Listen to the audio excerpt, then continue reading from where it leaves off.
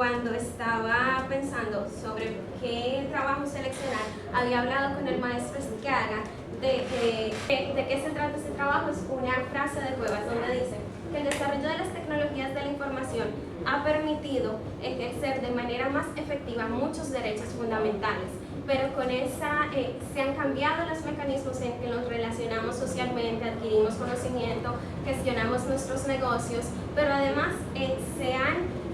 han aparecido nuevas amenazas que han evolucionado y a su vez nos estamos enfrentando a realidades nunca antes vistas. No sé si en España sea muy común la película Volver al Futuro, pero estar hablando con inteligencia artificial y carros autónomos parecían solamente de películas y hoy ya hablamos de ciudades inteligentes. La doctrina y la jurisprudencia nos ha hecho un llamado a repensar el impacto del mundo digital en el ejercicio de los derechos y el surgimiento de nuevos derechos, los cuales se han denominado como derechos nativos del mundo digital o derechos digitales. Y a pesar de que está en un mundo que es intangible, el mundo digital, la dignidad de la persona y el carácter progresivo de los derechos fundamentales lo persigue a la persona en su cibersociedad y además vincula al Estado con el deber de proteger esos derechos. Eso lo encontramos en la Constitución Dominicana, en el artículo 38 y en el artículo 74, que nos permite incorporar dentro del catálogo, dentro del concepto de derechos fundamentales, otros derechos de la misma categoría que no estén contenidos en la norma digital.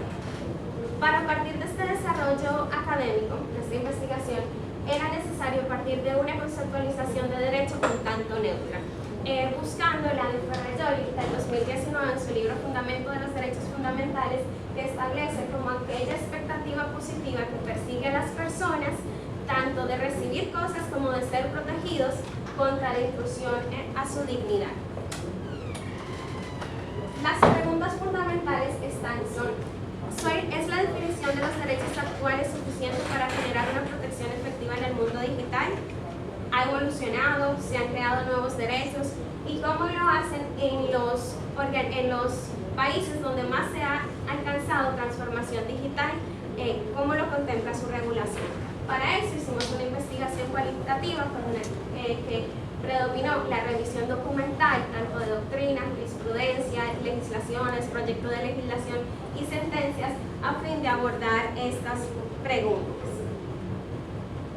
Y finalmente, ¿cuáles serían los derechos que, si República Dominicana quisiera avanzar hacia la protección de las personas en el mundo digital, deberían incorporarse? Entonces, nuestra primera pregunta es, ¿han evolucionado? Efectivamente. Muchos de los autores y a su vez nosotros mismos lo hemos comprobado. El derecho a la privacidad y a la intimidad comenzaba con la inviolabilidad del domicilio, pasó a la correspondencia, ahora a nuestros dispositivos móviles, y la protección ha sido tan ampliada debido a que los derechos humanos, su carácter es progresivo, que el Tribunal Constitucional Dominicano ha dicho que esta impacta hasta la información que el usuario brinda para activar un servicio de telecomunicación, los datos de tráfico que son salvaguardados por las prestadoras para permitir la conectividad entre dos personas. Y así lo hemos visto con la libertad de expresión, así lo hemos visto también con el ejercicio de otras libertades fundamentales. Como ya les decía, la protección de estos derechos, la protección de las personas en la cibersociedad vincula al Estado y no tiene carácter limitativo. E incluso yo busqué dentro de las sentencias que tiene el Tribunal Constitucional, destaca una en particular y es el reconocimiento del derecho a la buena administración mucho antes de que se positivizara en la República Dominicana, y lo hace abstrayendo el artículo 138 que establece cuáles son los deberes de la administración para con las personas, y dice, si hay estos deberes o límites al Estado, se supone que hay en correlación un derecho de las personas, porque precisamente para eso se establecen los derechos, para delimitar y proteger la dignidad humana. Entonces, ahora avanzamos a los derechos digitales o los nuevos derechos nativos. Las Naciones Unidas, y en este tema fue muy importante la labor que se ha hecho a nivel internacional, porque el Internet es una red global, es extraterritorial, no hay una jurisdicción, pero no es tierra de nadie, lo que en el trabajo denomino más bien es como la tierra de todos, todos participamos ahí, pero además de eso, uno de los grandes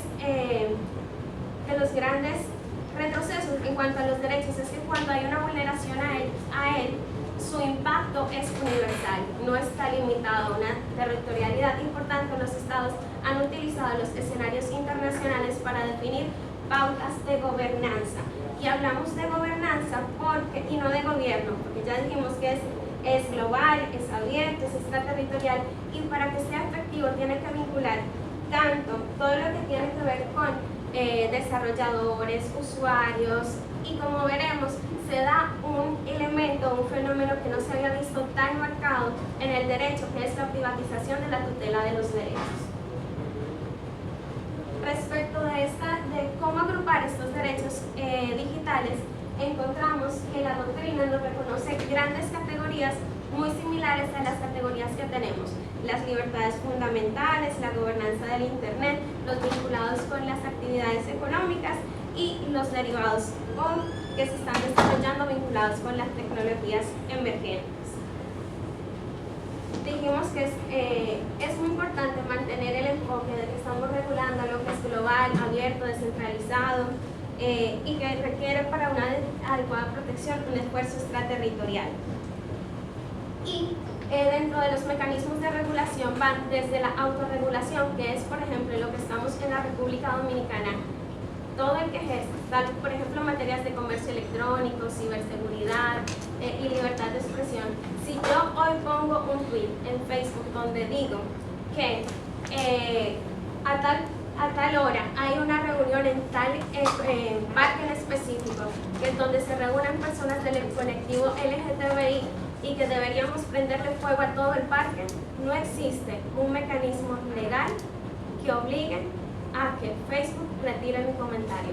Puede que otros denuncien el contenido y ahí es donde entra el fenómeno de privatización de los derechos. ¿Quién recibe la denuncia? Facebook.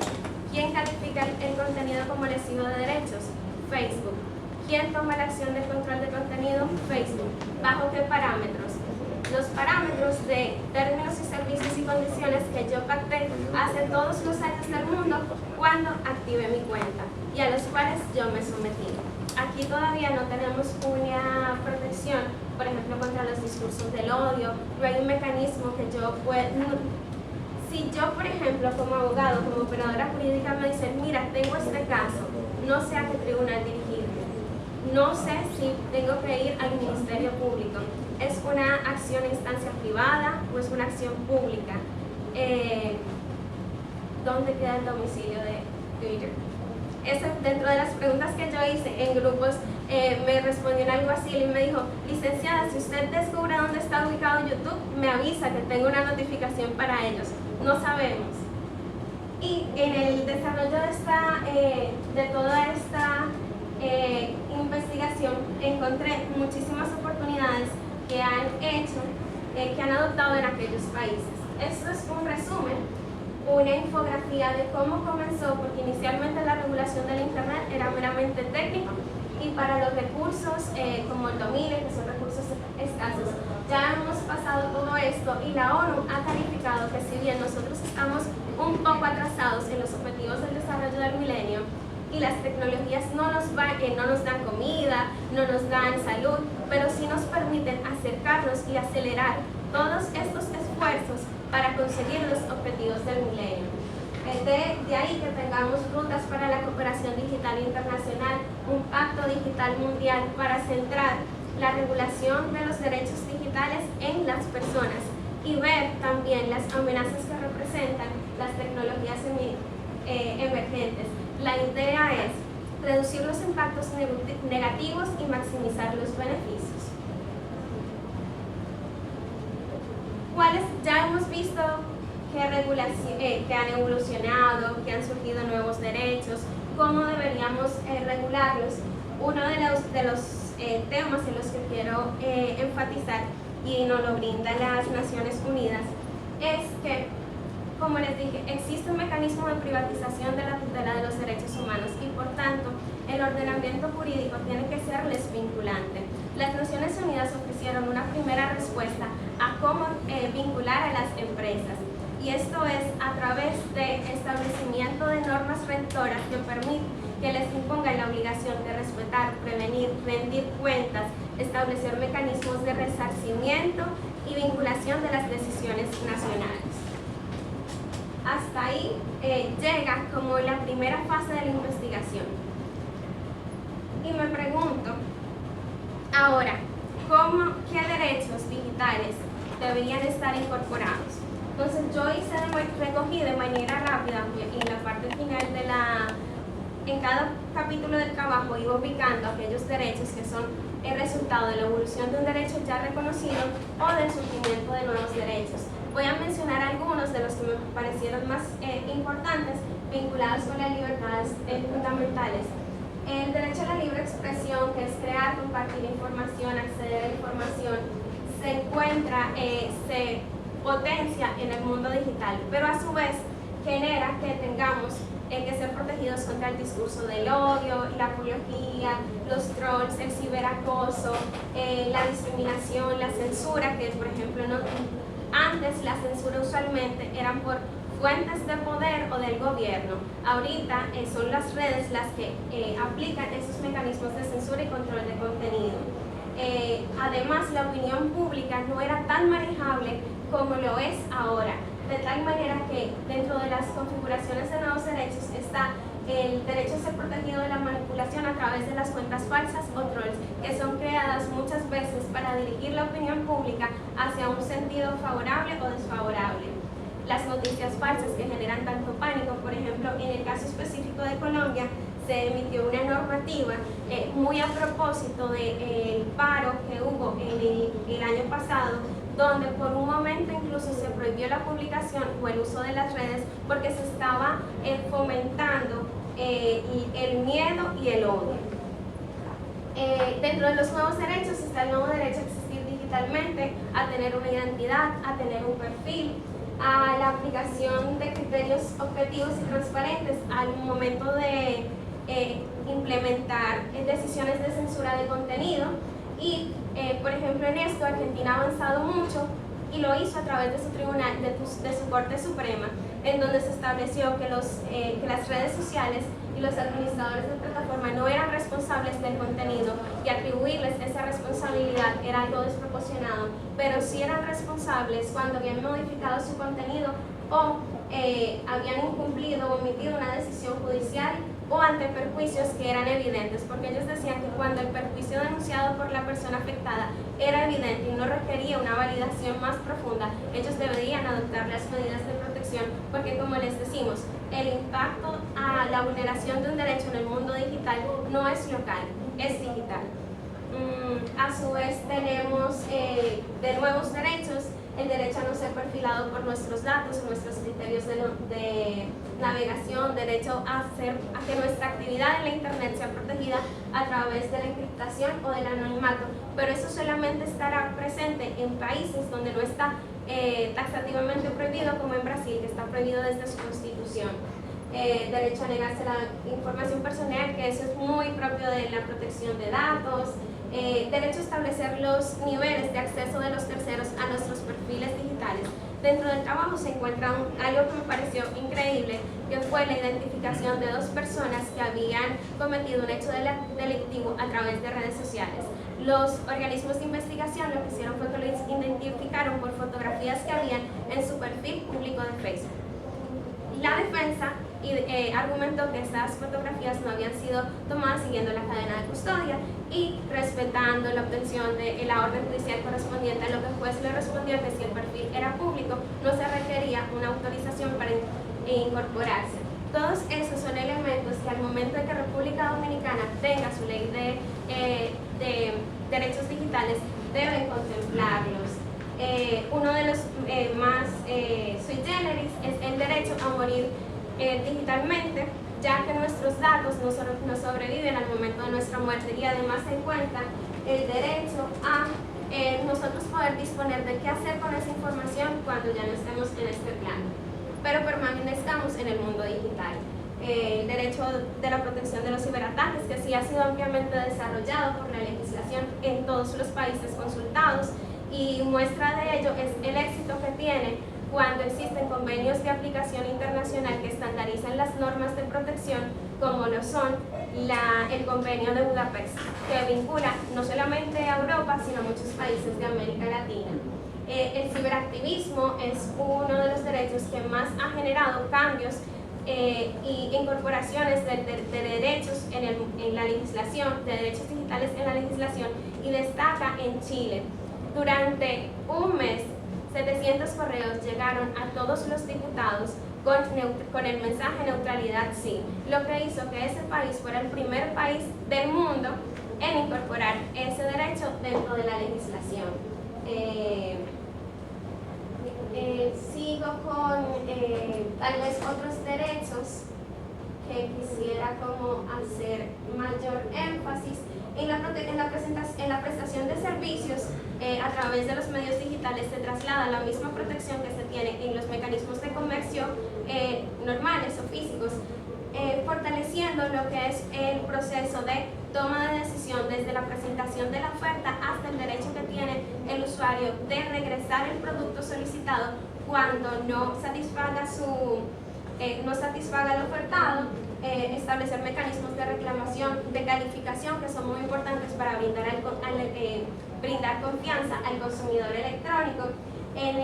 Y otro de los aspectos que quise abordar fue la redefinición del concepto de propiedad intelectual, que estaba inicialmente diseñado para el mundo análogo, para la protección de obras físicas, pero que se traslada tanto en el reconocimiento de los derechos morales como patrimoniales y en la facultad que tiene el autor de disponer cómo se va a reproducir, gestionar la obtención de dineros, mecanismos de control y protección, destacando dos retos a los cuales se les están definiendo todavía las respuestas para abordarlos: propiedad intelectual e inteligencia artificial.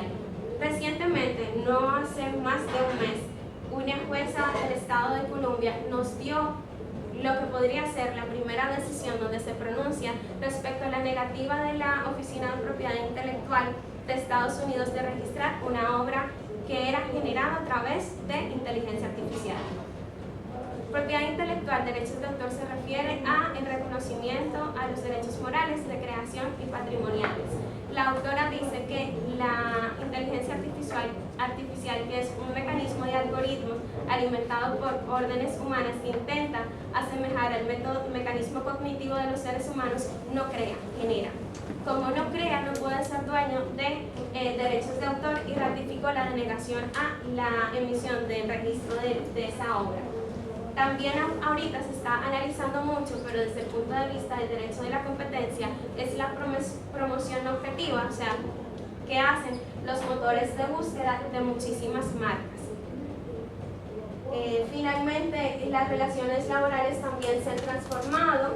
Tenemos el teletrabajo, que era una modalidad que estaba establecida mucho antes de la pandemia, pero dentro de los que más destaca es el derecho a conocer las medidas de cibervigilancia que establecen los empleadores respecto de sus colaboradores para confirmar el cumplimiento de las funciones, los mecanismos de rastreo digitales que se utilizan para confirmar su ubicación, el derecho a la desconexión digital, el derecho a la equivalencia de los mecanismos de evaluación de desempeño de quien trabaja de manera remota a quien se desempeña físicamente. Existen retos que también todavía necesitan ser más desarrollados, y es el régimen legal de los empleadores vinculados a economías colaborativas. Caso Uber, caso Pedido Ya, donde todavía los países no definen. En algunos, por ejemplo, modificaron el código de trabajo, en otros están avanzando